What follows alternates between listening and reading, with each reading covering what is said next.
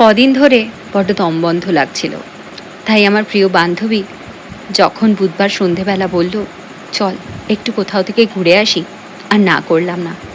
আমরা দুই বোনে মিলে ওদের দুই বরবউয়ের সাথে বেরিয়ে পড়লাম।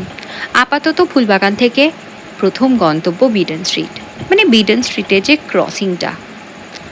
বুধবার দিন সন্ধে তখন 8টা, এবং নর্থ কলকাতা মোটের ওপর ফাঁকা হয়ে গেছে। সে আপনারা যাই বলুন, কলকাতার সেরাটা কিন্তু এই উত্তরেই। আর এই যে চাচাস হোটেল দেখছেন, এখান থেকে ছোটোবেলায় ফ্রাইড রাইস খাবার অনেক স্মৃতি আছে আমাদের। এই বিডন স্ট্রিটের ক্রসিংয়ের কাছাকাছিই ছিল মুকুল দাদায়ের প্রেস, সারস্বত লাইব্রেরি। তাই মাঝে মধ্যেই এই চাচাসের ফ্রাইড রাইস এনে বাবুন কাকু বা মুকুল দাদাই আমাদের খাওয়াতো, বিশেষ করে পালে পার্বণে। তার স্বাদ এখনও মুখে লেগে আছে। বিবেকানন্দর বাড়িকে বাঁদিকে রেখে সোজা হেঁটে এসে পৌঁছালাম শিবাশ্রমে লস্যি খেতে। সে আপনারা যাই বলুন না কেন, বহু জায়গার শরবত লস্যি আমি খেয়েছি।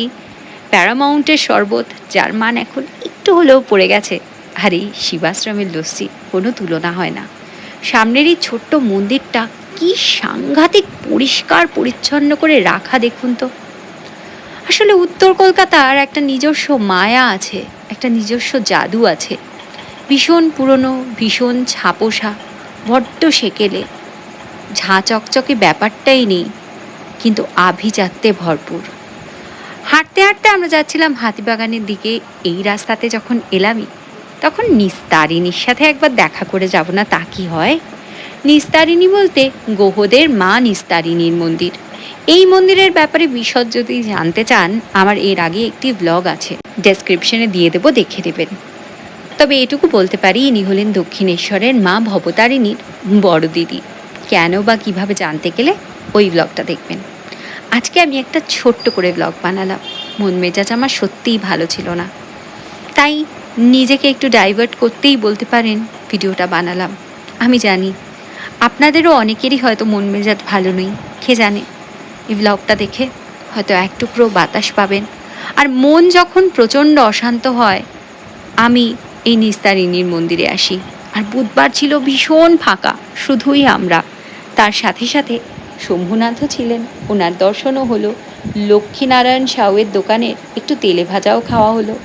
তারপর একটা অটো ধরে চলে এলাম কুমারটুলি ঘাট। সেখানে এসেই লালু ভুলুর দোকানের এক কাপ চা।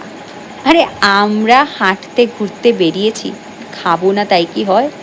যেটা ছিল মন মেজাজ ভালো করার একটু ঘোরা, সেটা মোটামুটি একটা ফুড ওয়াক হয়ে গেল।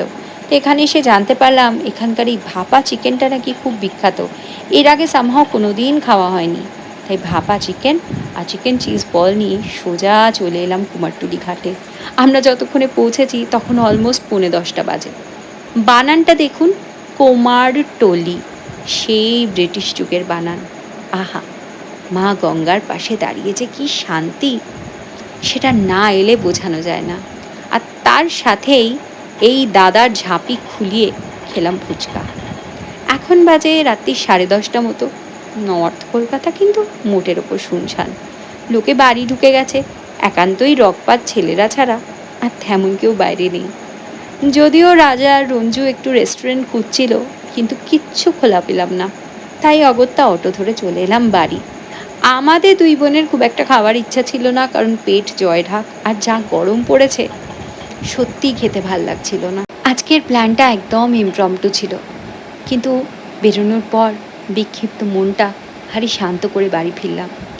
ব্লগটা আজকে এ পর্যন্তই। ভালো লাগলে একটু লাইক শেয়ার করবেন, আমাকে ইউটিউব থেকে দেখলে সাবস্ক্রাইব, আর ফেসবুক থেকে দেখলে ফলো করবেন।